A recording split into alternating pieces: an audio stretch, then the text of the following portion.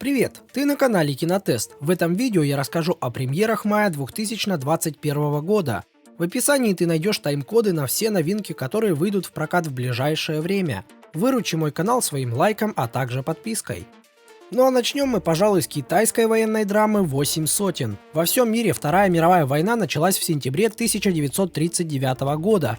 У китайцев эта дата сдвинута на 2 года назад. Это начало Второй Японо-Китайской войны. Итак, осень 1937 года, Шанхай. Огромный город вот-вот падет под натиском японцев. Китай понимает, что сдерживать врага бесконечно не выйдет и необходимо перегруппироваться. Но на это нужно время, которое тает буквально на глазах. Так что командир 524-го полка 88-й дивизии Народно-революционной армии Китайской Республики принимает непростое решение – отправить своих солдат на защиту склада Сыхан, дабы перекинуть на этот объект все внимание японцев. За это время остальные китайские войска смогут достичь безопасных мест и подготовиться к новой атаке. 4 дня и 4 ночи на глазах европейских дипломатов, журналистов и просто мирных жителей разворачивается кровавая драма. Пока на одном берегу реки работают казино и рестораны, на другом идет жуткая военная мясорубка. Перед просмотром данного фильма очень важно понимать, что нам не обязательно иметь большие познания в истории. Самое главное – уметь ценить качественный и зрелищный кинематограф.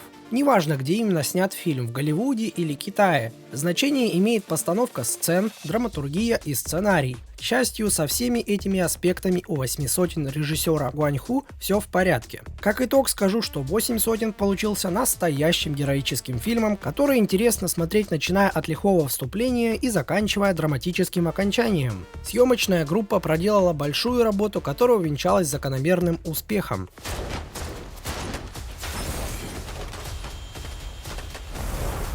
Переходим к еще одной новинке – фильме под названием «Сопротивление». Холокост – это, вне всяких сомнений, одна из самых страшных трагедий в истории человечества. Невозможно даже представить, что такое параноидальное зверство существовало в, казалось бы, просвещенном 20 веке. Этот ужас и хаос затронул множество стран и судеб. В первую очередь, картина «Сопротивление» рассказывает об этом. После оккупации Франции нацистами, начинающий мим Марсель Марсо, пытаясь добиться расположения красавицы Эмми, вступает в ряды сопротивления. Там он берется провернуть опасную операцию – спасти группу еврейских сирот из рук нацистов, переправив их через горы и леса Швейцарии. В целом фильм чудесно написан и полностью раскрывает как самого Марсо, так и важных людей в его жизни. Кстати, о Марсо. Его роль исполнил потрясающий американский актер Джесси Айзенберг. Известно, что многих зрителей раздражает его игра, чересчур театральная. Но именно в образе Марсо актер смотрится очень и очень органично. Все его ужимки полностью соответствуют амплуа мима.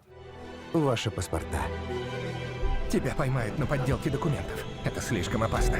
Я же счастливчик. Еще один проект, который выходит в российский прокат, это фильм южнокорейского производства под названием «Извержение». Вулкан горы Пэкту, находящийся на территории Северной Кореи, начинает извергаться. Происходят сильные землетрясения, что в самом ближайшем будущем грозит разрушением половины корейского полуострова. Правительство Южной Кореи решает реализовать безумный план одного ученого – доставить в шахту горы Пэкту ядерную бомбу, взорвать ее и тем самым уменьшить давление магмы. А поскольку на юге нет ядерной программы, ответственное задание поручается саперной команде – вызволить из застенков северного агента и с ним пробраться на секретную базу коммунистического соседа. Основной фишкой современного корейского кинематографа нынче является симбиоз двух, казалось бы, несовместимых жанров и создание чего-то абсолютно нового. Этим же самым путем решили пойти авторы данной ленты и не только в плане режиссуры, но и в плане сценария, фактически объединив на экране фильм «Катастрофа про вулкан и землетрясение» со шпионским экшн-триллером, не говоря уже о цитировании нескольких сцен таких фильмов, как «Армагеддон», «Пик Данте» и многих других. Сюжет получился действительно интересным и насыщенным. Авторы данной ленты немного перестарались с добавлением в данную историю сюжетной ветки с вмешательством Соединенных Штатов Америки и другими шпионскими элементами, которые лишь перегружают повествование и кажутся немного лишними в данной ленте. Однако, если не обращать на это внимание, то получилась достаточно насыщенная история. Более того, на примере нарастающей дружбы между южнокорейским солдатом и северокорейским шпионом еще и закладывается мораль с призывом объединиться северу и югу. Ли избежал казни, сообщив северокорейцам данные о нас. Возможно, он двойной агент. Я не там. Они прислали команду Салак. Он не похож на парня с фотографией.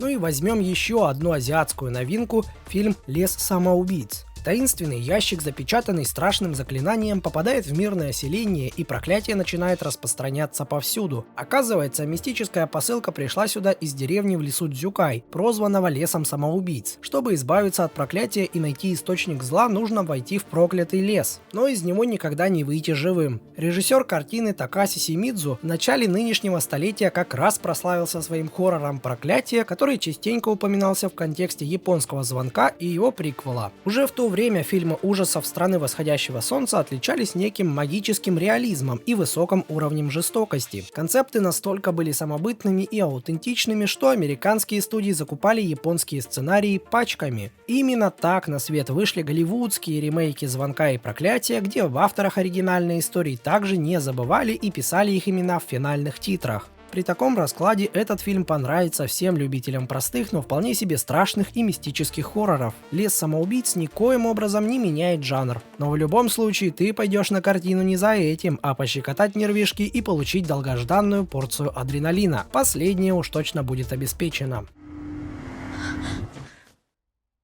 Ну а на сегодня все, не забывай оценивать это видео. Пока!